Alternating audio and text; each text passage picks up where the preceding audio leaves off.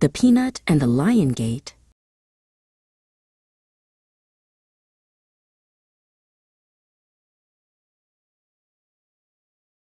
Elif zipped her suitcase shut with a click.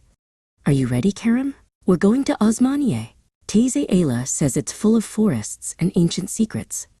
Kerem, who was 8, peered out the window. Will there be actual secrets? Like buried treasure? Elif, who was 12 and practical, laughed. Maybe historical secrets. It's in the Mediterranean region, near the mountains, so the weather will be amazing for exploring. The journey brought them down from the high roads until they arrived in the bustling, green landscape of Osmaniye province. The air felt warm and smelled faintly of earth. Teyze Ayla met them with a big hug. You two look ready for adventure. We have so much to see, from cool mountaintops to history thousands of years old. Kerem immediately started pointing at a field they drove past. What are those bushes, Teyze? That, Teyze Ayla said, steering them toward their first historical stop, is part of what makes this region special. But first, let's see a true ancient secret. Karatepe Aslantas. They drove deep into the forest until they reached an open-air museum, once a mighty citadel of the late Hittite period.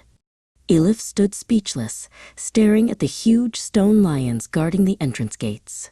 These carvings are so old, Elif. They are from the Iron Age.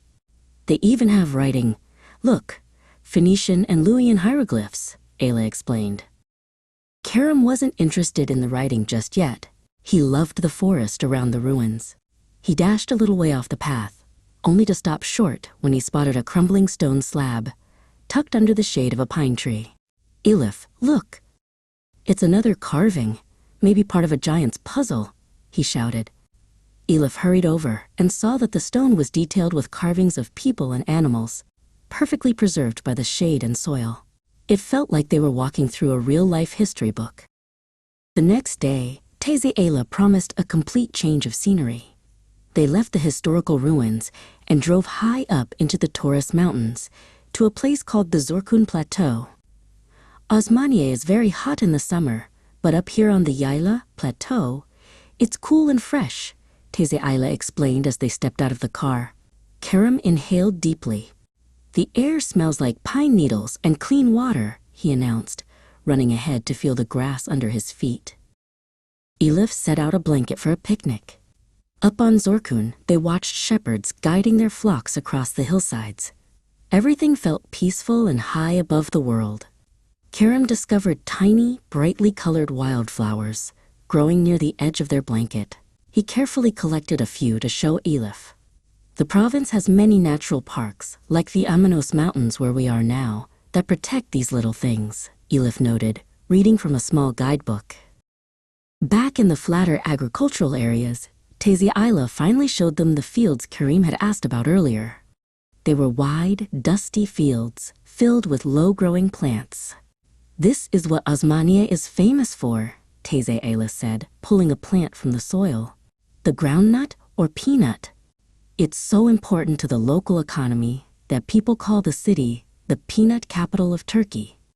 Kerem held the small-shelled peanut kernel in his palm, fascinated that such a small thing could be such a big deal.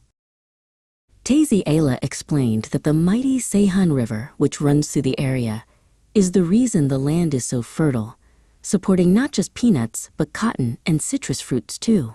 They stopped near a massive irrigation project. Elif was interested in how humans had controlled the water for farming and industry. The river is a real lifeline for everyone here, Elif. It connects the history of the Hittites who drank from it to the farmers who use it today, Teyze Ayla stated, pointing out the vast winding waterway. Before leaving, Kerem and Elif insisted on visiting a small local market downtown. They wanted souvenirs to remember their incredible trip. They browsed through stalls filled with brightly colored woven carpets, ceramics painted with regional designs, and bags of freshly roasted peanuts. Kerem bought a small wooden toy of a miniature lion reminding him of the ancient gates. Elif purchased a small pouch of the famous local spices, realizing how many different facets this region contained.